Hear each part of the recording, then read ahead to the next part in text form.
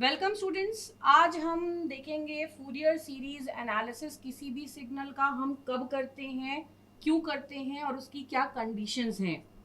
Fourier series analysis हम एक periodic signal का ही करते हैं, यानी अगर आपको कोई पीरियोडिक सिग्नल दिया गया है तभी आप उसका फूरियर सीरीज एनालिसिस करके उसे फ्रीक्वेंसी डोमेन में लेकर के जाते हैं। यानी Fourier series analysis periodic signals के लिए की जाती है, उनको फ्रीक्वेंसी डोमेन में ले जाने के लिए। अब फूरियर सीरीज किस तरह के पीरियोडिक सिग्नल्स पर हम लगा सकते हैं, किस तरह के पीरियोडिक सिग्नल का हम फूरियर सीरीज एनालिसिस नहीं कर सकते हैं, तो इसके लिए बताई गई है एक कंडीशन जिसको कहा जाता है डिरिचलेट्स कंडीशन।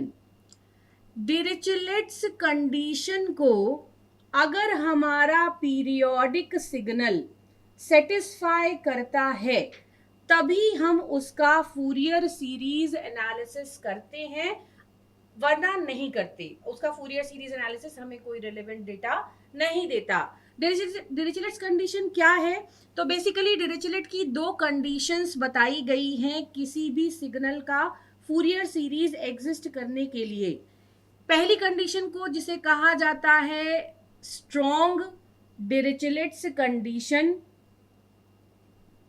ये स्ट्रॉन्ग डिरिचलेट्स कंडीशन हमसे कहती है कि हमारे सिग्नल का फूरियर सीरीज रिप्रेजेंटेशन सिर्फ तब पाया जाएगा जब वो पीरियोडिक सिग्नल एफटी में, हमारा सिग्नल अब पीरियोडिक है तो उस पीरियोडिक सिग्नल एफटी के फंडामेंटल टाइम में, फंडामेंटल टाइम यानी टाइम ऑफ रिपीटिशन, तो हमारे एफटी के एक फंडामेंटल टाइम में फाइनाइट नंबर ऑफ मैक्सिमा या मिनिमा अगर पाई जाती हैं तो ही हमारे सिग्नल की फूरियर सीरीज रिप्रेजेंटेशन हम बना सकते हैं।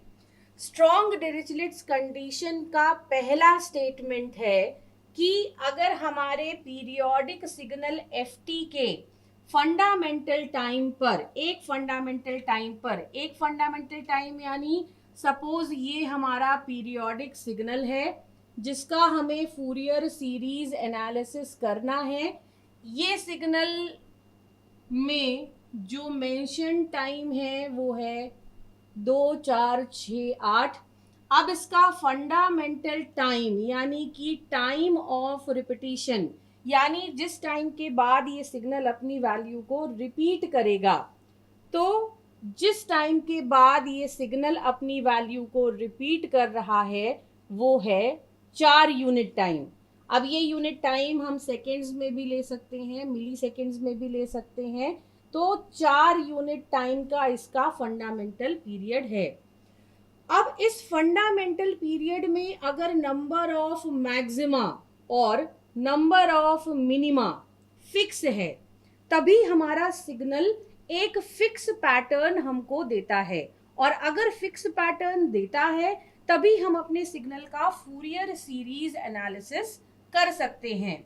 तो स्ट्रॉन्ग डिरिचलेट्स कंडीशन की पहली कंडीशन, अगर हमारा सिग्नल सेटिस्फाई करता है यानी उसके एक फंडामेंटल पीरियड में फाइनाइट नंबर ऑफ मैक्सिमा और मिनिमा है, यानी हमारे सिग्नल का पैटर्न फिक्स है, तब हम उसका फूरियर सीरीज एनालिसिस कर सकते हैं।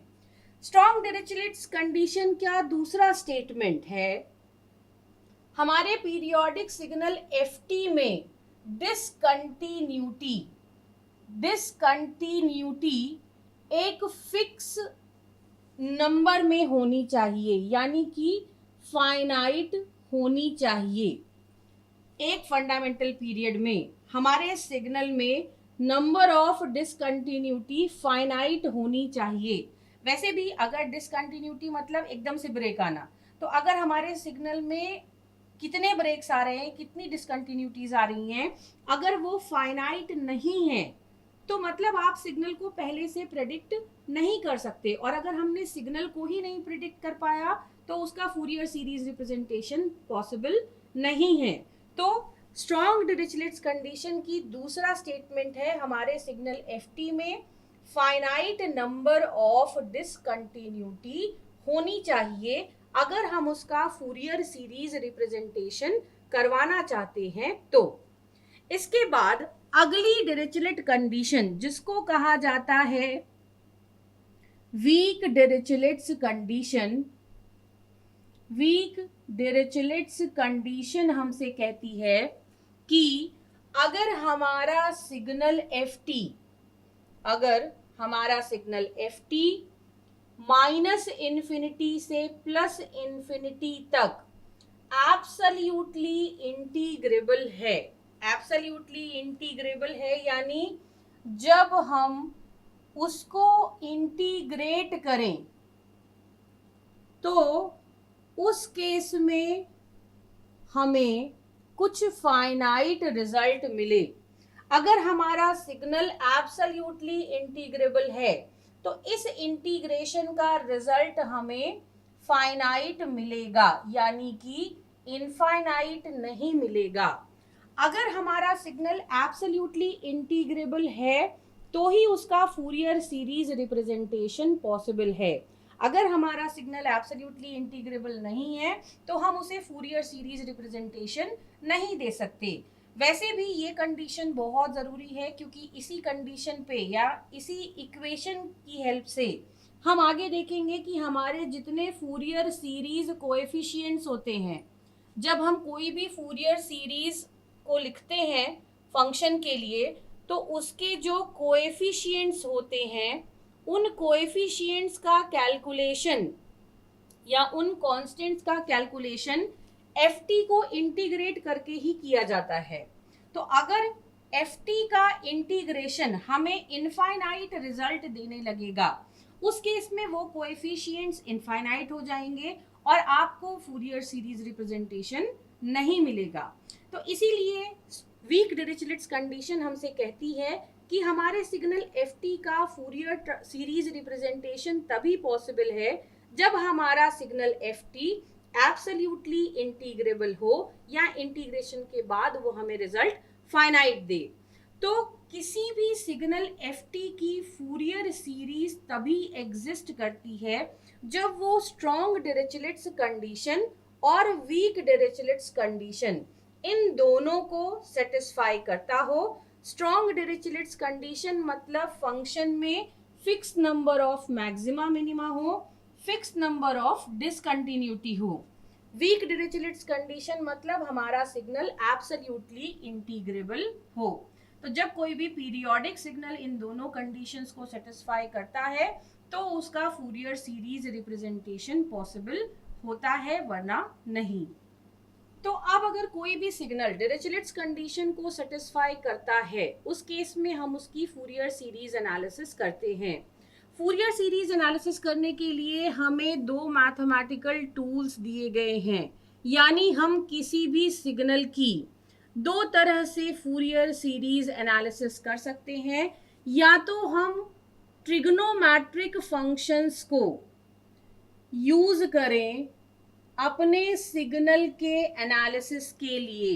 ट्रिग्नोमेट्रिक फंक्शन में जो हमें यूज करते हैं वो जनरली कॉस थीटा और साइन थीटा वाली टर्म्स होती हैं।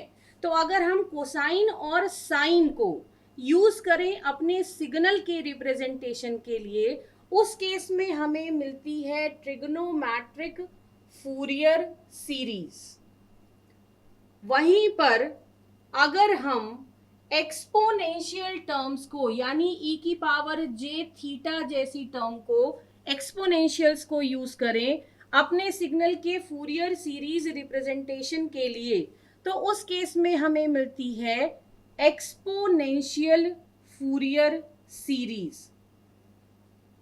तो हम किसी भी पीरियोडिक सिग्नल का एनालिसिस कर सकते हैं ट्रिग्नोमेट्रिक फूरियर सीरीज यानी ट्रिग्नोमेट्रिक फंक्शंस को यूज करके या एक्सपोनेंशियल फूरियर सीरीज यानी एक्सपोनेंशियल फंक्शन को यूज करके।